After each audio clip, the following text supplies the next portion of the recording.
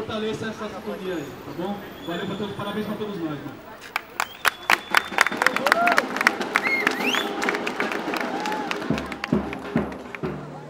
Hoje em São Paulo, 2 de outubro de 2012, a gente vai conversar com os representantes da Rede 2 de Outubro, que está realizando uma série de atividades por conta dos 20 anos do massacre do Carandiru. A gente vai conversar com o Danilo Dara, que é do Movimento Mês de Maio, integra a Rede 2 de Outubro, e o Rafael Godoy, que é da Pastoral Carcerária e também integra a Rede 2 de Outubro. Vocês podem falar da maneira que quiserem responder. Por favor, apresenta a Rede 2 de Outubro e explica pra gente como que ela surgiu.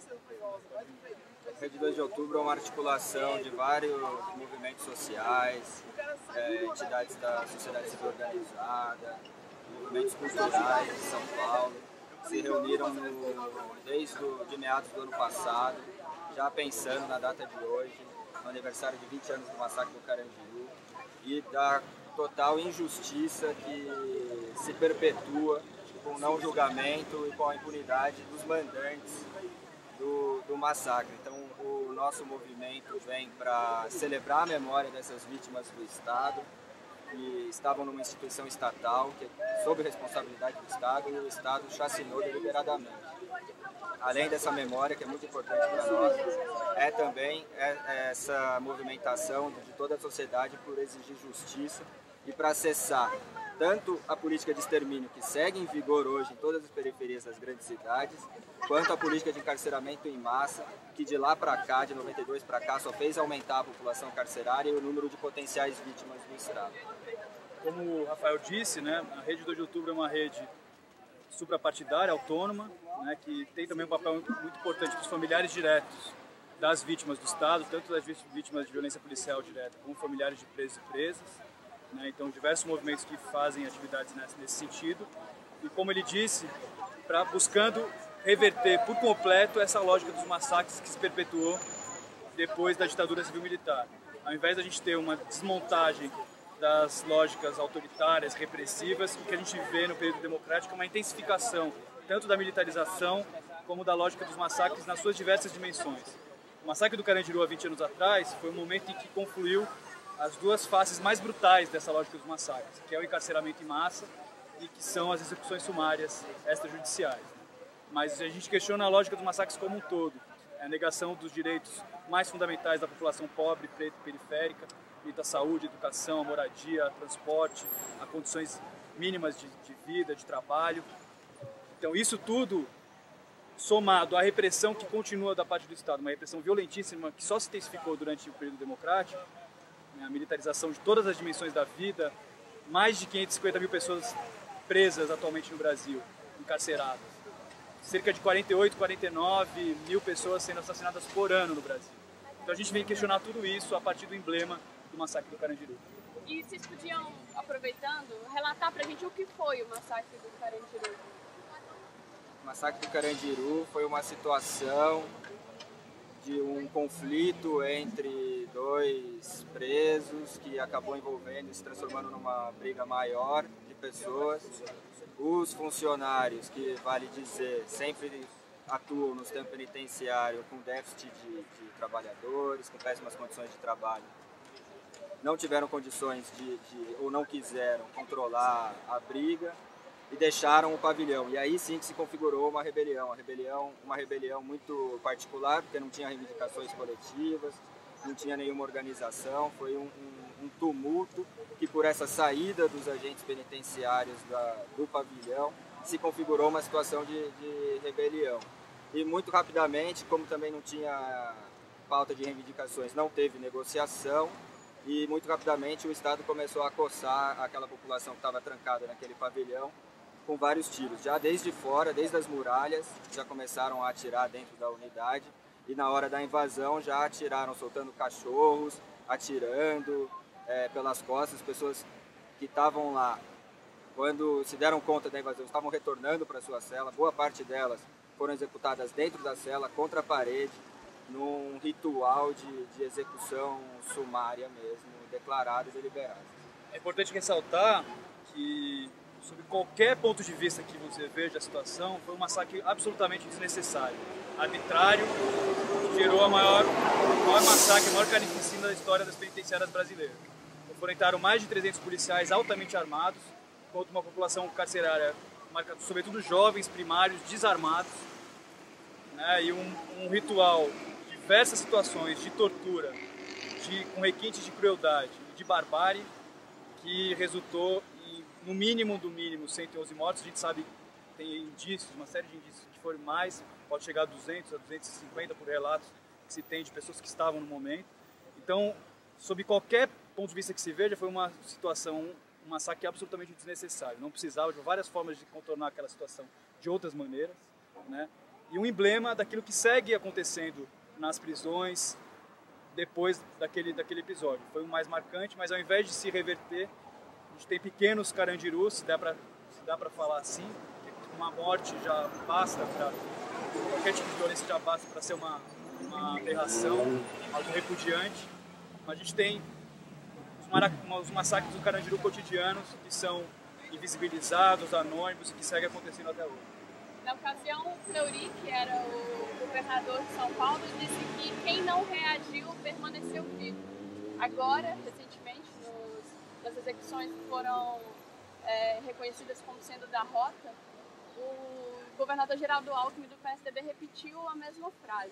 Não, é o contrário, na verdade. O Geraldo Alckmin disse isso agora e o Fleury reiterou, reinterpretando o passado a partir dessa nova declaração do Geraldo Alckmin. Ele disse isso esse domingo, saiu agora. Né? Essa declaração é o cúmulo do cinismo.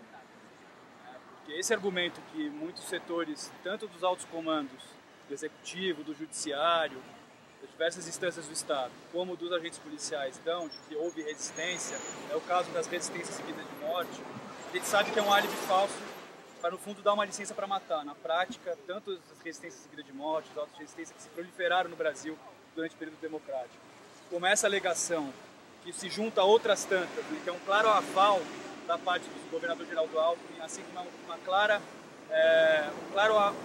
avalizamento, não sei como se fala exatamente isso, da parte do Fleury de reiterar que ele faria de novo a mesma coisa, é o cúmulo do cinismo, mostra uma revelação do grau de impunidade que roga essas figuras dos altos comandos, né, ainda hoje, e um resquício do período ditatorial. Se a gente tivesse apurado a verdade, levado a cabo a responsabilização da justiça em relação à ditadura civil-militar, esse tipo de situação não aconteceria. O que aconteceu no Brasil, não houve um acerto de contas com o passado, nem com o anterior, com a escravidão, com o genocídio indígena, com o próprio período mais pesado da ditadura Vargas e a ditadura civil-militar. Isso se perpetuou. Então as elites civis e militares, os políticos, os grandes responsáveis pelos massacres, que ordenam que não sujam as suas mãos, continuam rogando da impunidade e podem dar declarações como essa impunemente. A nossa atividade de hoje ela faz questão de desconstruir isso, escrachar isso, cobrar uma justiça popular, revelar essa verdade e cobrar a justiça. No caso do massacre do Carandiru, alguém foi punido? Houve julgamento? Houve um julgamento em primeira instância do coronel Biratã, que comandou a ação de todas as tropas que entraram no Carandiru. Ele foi condenado em primeira instância a uma pena de mais de 600 anos e depois, numa medida completamente extraordinária, fora de qualquer protocolo jurídico, ele foi absolvido em segunda instância e o certo seria remeter a um segundo julgamento e ele foi completamente absolvido de todos os encargos. Uma pena de mais de 600 anos, ele saiu completamente absolvido. E esse foi o único julgamento sobre o caso. Foi agendado agora recentemente, talvez por conta da pressão da data e dos movimentos sociais, um novo julgamento para as pessoas que estavam envolvidas, algumas delas, né? Algumas delas, e para janeiro do ano que vem. A gente vai continuar em cima exigindo justiça, mas por enquanto, até agora, 20 anos, a gente sabe que a justiça brasileira é morosa e lenta, mas para alguns casos, mais especialmente que outras, né? Porque para a população que estava lá dentro do Carandiru, que foi massacrada, a justiça foi bastante célere e ativa. E para responsabilizar as pessoas que desempenharam essa atrocidade que mancha a nossa história, não fizeram nada em 20 anos. É importante ressaltar também que houve muito poucos casos de indenização, de reparação. As principais recomendações da própria Corte Interamericana de Direitos Humanos foram dadas explicitamente num relatório de abril de 2000. Nenhuma delas até hoje foram cumpridas, por nenhuma instância, sobretudo o Estado de São Paulo, mas também tem responsabilidade de alguns setores do governo federal. Afinal, foi um crime de lesa humanidade que implicou toda a sociedade brasileira. Então é preciso tomar medidas para acelerar esse julgamento. O julgamento está sendo feito por pavilhões, né, pelos batalhões que eram responsáveis por cada andar do pavilhão 9. Pavilhões não, pelos andares do pavilhão 9. Agora, até hoje não há uma constante utilização de artifícios jurídicos para protelar, para adiar, né? Há uma manobra também para jogar toda a responsabilidade em cima do Biratã, que já está morto, né? Então, tudo isso é parte do nosso trabalho, é resgatar essa memória, cobrar a verdade e a justiça em relação a esses casos. No caso específico... Estamos indo? Né? Tá, só pra gente encerrar, fechar esse problema... Só pra fechar Só um aqui. minutinho, só pra fechar. A gente, pra falar esse problema da população carcerária, mudou alguma coisa nesses 20 anos? Qual que é a situação hoje da população carcerária? Como que o Estado trata o sistema carcerário? Piorou. Muito mais gente encarcerada, triplicou, quadriplicou o número de pessoas presas. O Carandiru foi demolido, mas pipocou uma série de carandirus pelo estado de São Paulo inteiro, agravando inclusive com a distância da família. A maioria da população carcerária é da região metropolitana de São Paulo e estão cumprindo pena a 8, 9 horas de ônibus daqui. Tudo isso só agrava a situação e faz da situação do sistema carcerário hoje pior do que era em 92. Assim como a lógica das execuções sumárias, das outras dimensões do genocídio, como a gente vinha falando, dos massacres. As sumárias crescem a cada ano o número de assassinatos e, em particular, o número de mortes pela polícia. A cada ano a gente tem mais mortes. O caso da Rota, que vinha sendo comandada por um participante ativo do massacre, agora se trocou por um outro participante, do chamado rescaldo, né, das torturas que ocorreram depois do massacre a cada ano. Então, ou seja, como o Rafael disse, não só não melhorou, como piorou. E a gente está lutando para reverter toda essa situação. Tá bom? Gente, muito obrigada. Valeu, Percy.